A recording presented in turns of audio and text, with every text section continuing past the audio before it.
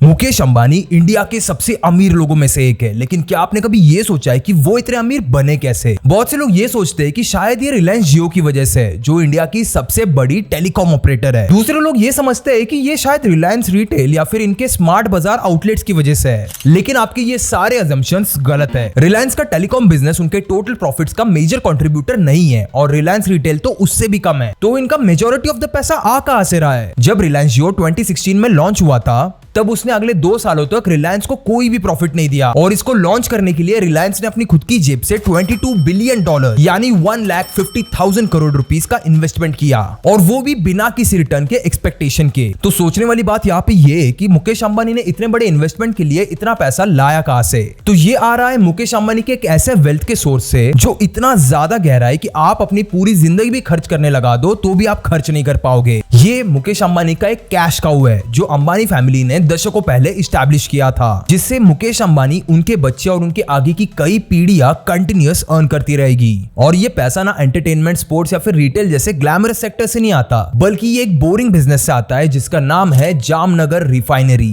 ये ना कोई आम रिफाइनरी नहीं है, ये दुनिया की सबसे बड़ी ऑयल रिफाइनरी है जो टेक्नोलॉजिकली इतनी ज्यादा एडवांस है कि दूसरा देश या फिर कोई भी और कंपनी इसे मैच तक नहीं कर सकती। रिलायंस का ऑयल टू केमिकल का सेगमेंट हर घंटे 68 करोड़ रुपीस का रेवेन्यू जनरेट करके देता है। तो आप सोच सकते हो ये कितने बड़े स्केल पे ऑपरेट करते हैं। अब ये रिफाइनरी कब इस्टेब्लिश हुई और किसने इसे बनाया, ये एक बहुत ही ज्यादा इंटरेस्टिंग कहानी है। ये कहानी है एक इंडियन बिजनेसमैन की जिन्होंने कपड़े बेचने से शुरुआत की और फिर आगे जाके दुनिया की सबसे बड़ी क्रूड ऑयल रिफाइनरी बनाई। इस वीडियो में हम मुकेश अंबानी की साइकोलॉजी को और भी ज्यादा क्लोजली समझेंगे और देखेंगे कि वो कैसे देश के सबसे ज्यादा अमीर आदमी बने।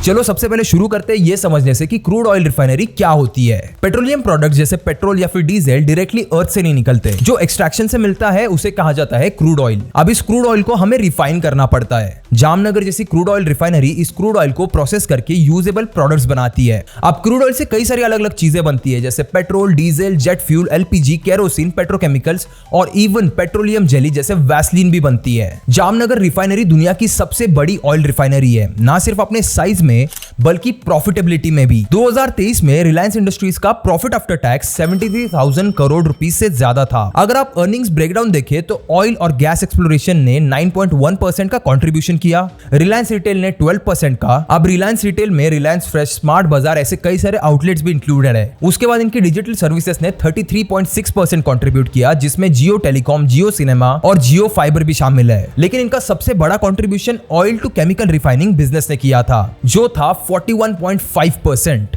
अब यहाँ पे ये समझना भी जरूरी है कि डिजिटल सर्विसेज और रिलायंस रिटेल रीसेंट वेंचर्स है जो अब आगे जाके इन्हें प्रॉफिट जनरेट करके देंगे। लेकिन ये रिफाइनरी बिजनेस ही था जिसने मुकेश अंबानी को इन सारे बेट्स के लिए इनिशियल कैपिटल बना के दिया। अब इस इनिशियल कैपिटल को जनरेट करने का एक सबसे बड़ा एग्जांपल है $22 बिलियन का वो इन्वेस्टमेंट जो 2016 में जियो टेलीकॉम को इस्टेब्लिश करने के लिए किया गया था। अगर मुकेश अंबानी के पास उनका ऑयल रिफाइनरी का बिजनेस ही नहीं होता और उससे कोई पैसा भी जनरेट नहीं होता तो वो इतने सारे सेक्टर्स में इतने रैपिडली एक्सपांड ही नहीं कर पाते। जियो और रिलायंस रिटेल उनके एम्पायर के आज के फेसेस है, लेकिन ये थोड़ी सी कम ग्लैमरस जामनगर रिफाइनरी है जो मुकेश अंबानी की इमेंस वेल्थ का असली सोर्स है। लेकिन यहाँ पे सोचने वाली बात तो ये आती है कि इस फैक्ट्री को बनाने के लिए भी इतने सारे पैसे मुकेश अंबानी ने कहां से लाए? अब क्रूड ऑयल रिफाइनरी बनाना किसी की भी बस की बात नहीं है, लाखों करोड़ों रुपए लग जाते हैं इसमें और बहुत ज्यादा टाइम भी कंज्यूम हो जाता है। बट एक चीज है जिसका यूज करके आप इंस्टेंटली अपना बिजनेस शुरू कर सकते हो और सक्सेसफुल होने की तरफ अपना पहला स्टेप ले सकते हो, and that is creating your own website. और इस काम में आपकी हेल्प करेगा उडू वेबसाइट बिल्डर। उडू एक end to end business solution है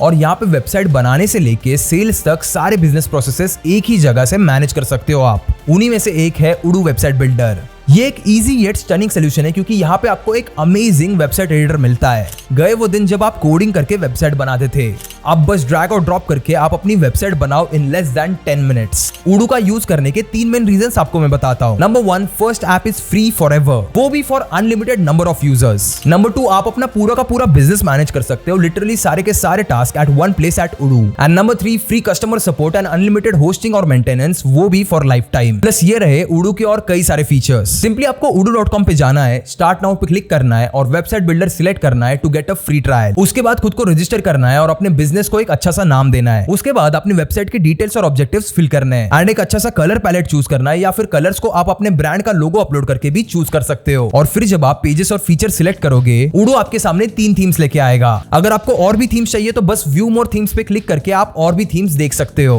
ये सारी की सारी थीम्स उडू पे एआई से जनरेटेड है। आपको बस इसमें से एक सिलेक्ट करना है and within a few minutes your website would be ready to start editing. उसके बाद बस ब्लॉक्स को ड्रैग और ड्रॉप करो, चीजें अपने हिसाब से अरेंज करो, कंटेंट को एडिट करो और अच्छे से डिजाइन चूज करो। उसके बाद न्यू पेजेस को ऐड करो और उनको भी डिजाइन करो। जैसे मैंने ये पेज ऐड किया और इसे एडिट किया। अब बस लास्ट में मैं वेबसाइट रेडी होने के बाद पब्लिश पे क्लिक कर दूंगा and your website is ready. और ये तो मैंने कंप्लीटली फ्री में किया क्योंकि ये मेरा पहला ऐप है उडू पे। और तो और आपको यहाँ पे 1 ईयर फ्री कस्टम डोमेन भी मिलता है। और अगर आपको उडू के और भी एप्स ट्राई करने हैं तो सिर्फ 580 रुपीज के सब्सक्रिप्शन में वो भी हो जाएगा। उडू काफी ज्यादा बिगिनर फ्रेंडली है। आप में से इसे कोई भी यूज करके इजीली एक वेबसाइट बना देगा। इसे खुद ट्राई करके देखो, लिंक मैंने नीचे डिस्क्रिप्शन में दे दी है। Now coming back to the topic, Reliance का फाउंडेशन एक्चुअली धीरूभाई अंबानी ने रखा था, जो कि एक ओजी बिजनेसमैन थे। धीरूभाई ने 1960s में टेक्सटाइल यार्न के एक छोटे से ट्रेडर के रूप में अपने सफर की शुरुआत की थी और फिर आगे जाके 1975 में उन्होंने विमल नाम का अपना खुद का एक क्लोथिंग ब्रांड लॉन्च किया, जो कि अपने हाई क्वालिटी फैब्रिक के लिए बहुत ही जल्द पॉपुलर हो गया। आज भी अगर आप अपने मम्मी पापा से पूछोगे तो उन्हें विमल ये कपड़ों का ब्रांड जरूर याद होगा। हालांकि आज की हमारी जनरेशन में ये नाम किसी और ही रीजन की वजह से फेमस है। लेकिन क्लोथिंग ब्रांड बनाने के बाद भी धीरूभाई सैटिस्फाइड नहीं थे, क्योंकि उन्हें पता चला कि उनका प्रॉफिट का एक बड़ा हिस्सा उनके सप्लायर्स को जा रहा है, जो कि यार्न प्रोवाइड करते हैं, और उन्हें ये प्रॉफिट शेयर करना बिल्कुल भी मंजूर नहीं था। इसीलिए उन्होंने पॉलिएस्टर यार्न मैन्युफैक्चर करने का डिसीजन लिया। अगर आप सोच रहे हैं कि धीरूभाई ने तो फॉर्मल एजुकेशन लिया ही नहीं था, तो इन्हें बिजनेस के बारे में इतना सब कुछ पता कैसे होगा। बट आपको मैं एक चीज बताऊं, वो बहुत ही ज्यादा स्ट्रीट स्मार्ट थे। वो अपने आसपास के सारे बिजनेसेस को दिन भर ऑब्जर्व करके बस उनका प्रोसेस सीखते थे। और ये जो उन्होंने मैन्युफैक्चरर बनने का सबसे बड़ा डिसीजन लिया, ये उनका डिसीजन बैकवर्ड इंटीग्रेशन का एक परफेक्ट एग्जांपल है, जहां आप अपने रॉ मटेरियल को खुद मैन्युफैक्चर करते हैं ताकि आप अपने प्रॉफिट मार्जिन्स को इंप्रूव कर सके। ये हम सब के लिए एमबीए का एक बहुत बड़ा लेसन है। और आगे जाके देखते ही देखते लेट 1980s में धीरूभाई अंबानी इंडिया के सबसे अमीर आदमियों में से एक बन गए थे। लेकिन उनके अंदर का बिजनेस माइंड अभी भी शांत नहीं हुआ था। उन्होंने देखा कि पॉलिएस्टर यार्न की मैन्युफैक्चरिंग के लिए पॉलीमर्स और पेट्रोकेमिकल्स की जरूरत पड़ती है। इसीलिए 1996 में रिलायंस ने हजीरा, जो कि गुजरात में है, वहां पे अपने इंटीग्रेटेड पेट्रोकेमिकल कॉम्प्लेक्स का इनॉग्रेशन किया, जिससे वो आज इंडिया के सबसे बड़े पेट्रोकेमिकल प्लेयर्स में से एक बन गए।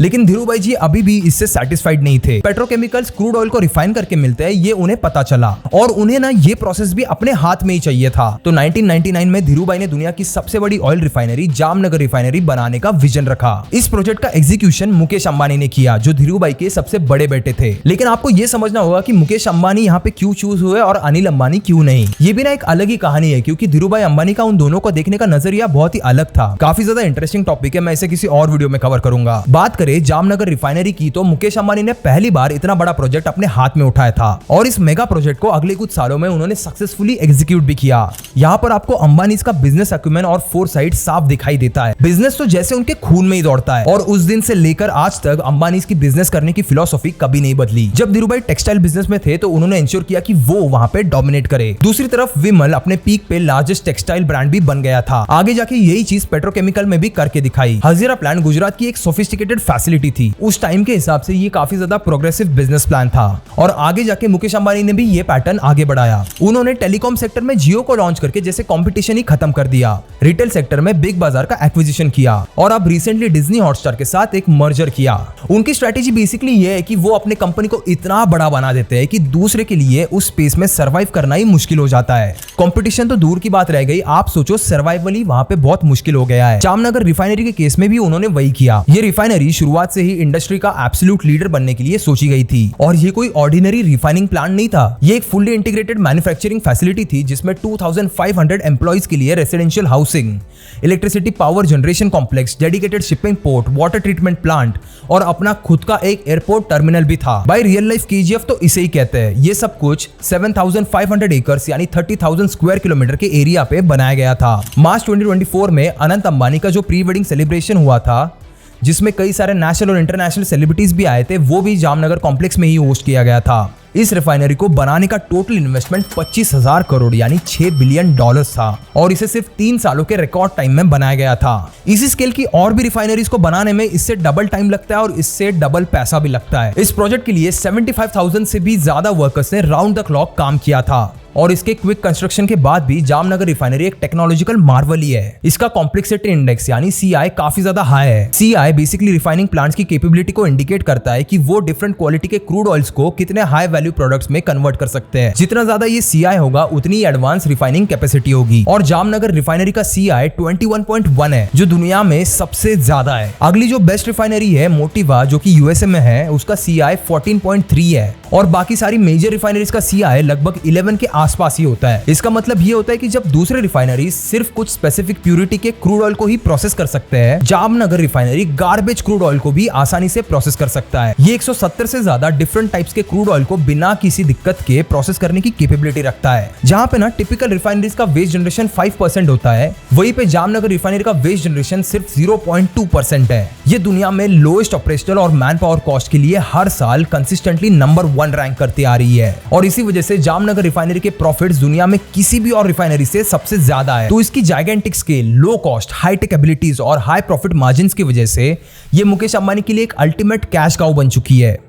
अंबानी की ऑयल रिफाइनिंग बिजनेस ने 2023 में 5,95,000 करोड़ का रेवेन्यू जनरेट किया, यानी हर दिन 68 करोड़ रुपीस। जब आपने ये वीडियो देखना शुरू किया तब से लेकर अब तक मुकेश अंबानी के इस बिजनेस ने 7 करोड़ से भी ज्यादा रुपए उन्हें कमा के दिए हैं। इस बात को ना थोड़ी देर के लिए सोचना और हजम करना। और दूसरी तरफ आप खुद को देखो, आप जिंदगी में क्या कर रहे हो। इंडिया में कई सारे बिजनेसमैन है, लेकिन जैसे कि मैंने कहा, अंबानी के बिजनेस अक्यूमेंट का असली राज उनके फोरसाइट में छुपा है। वो 10 साल आगे की प्लानिंग कर रहे हैं। ईवीज और ग्रीन एनर्जी के राइज के साथ उन्हें पता है कि पेट्रोल और डीजल अगले कुछ सालों में गायब होने वाला है, इसीलिए वो अब इन ग्रीन सेक्टर्स में इन्वेस्ट कर रहे हैं। रिलायंस ने ऑलरेडी जामनगर रिफाइनरी को एक लीडिंग फ्यूल प्रोड्यूसर से एक लीडिंग केमिकल प्रोड्यूसर में कन्वर्ट करना शुरू कर दिया है। उनका गोल है कि जामनगर में रिफाइंड क्रूड ऑयल 70% से भी ज्यादा पेट्रोकेमिकल्स में कन्वर्ट हो। जब ये ऑयल टू केमिकल का ट्रांजिशन कंप्लीट हो जाएगा तो जामनगर रिफाइनरी सिर्फ जेट फ्यूल और पेट्रोकेमिकल्स ही प्रोड्यूस करेगी। उन्होंने इसके लिए 75,000 करोड़ यानी $9.4 बिलियन का इन्वेस्टमेंट अनाउंस किया है, जो कि अगले 5 सालों में पेट्रोकेमिकल आउटपुट को बूस्ट करने के लिए यूज होने वाला है। 2021 में उन्होंने ग्रीन एनर्जी प्रोजेक्ट के लिए भी $10 बिलियन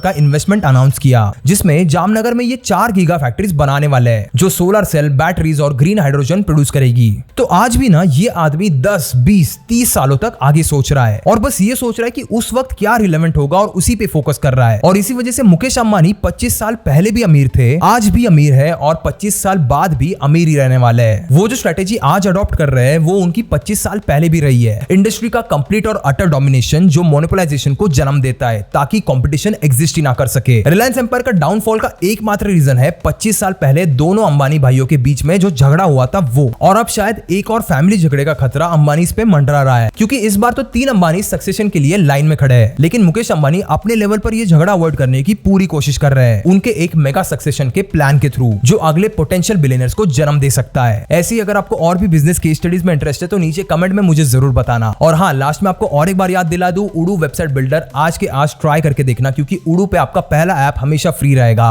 और आप भी अपना खुद का बिजनेस एम्पायर बिल्ड करने की तरफ अपना पहला स्टेप ले सकते हो। लिंक आपको नीचे मेरे डिस्क्रिप्शन में मिल जाएगी। I will see you in the next video. तब तक के लिए कीप इंस्पायरिंग।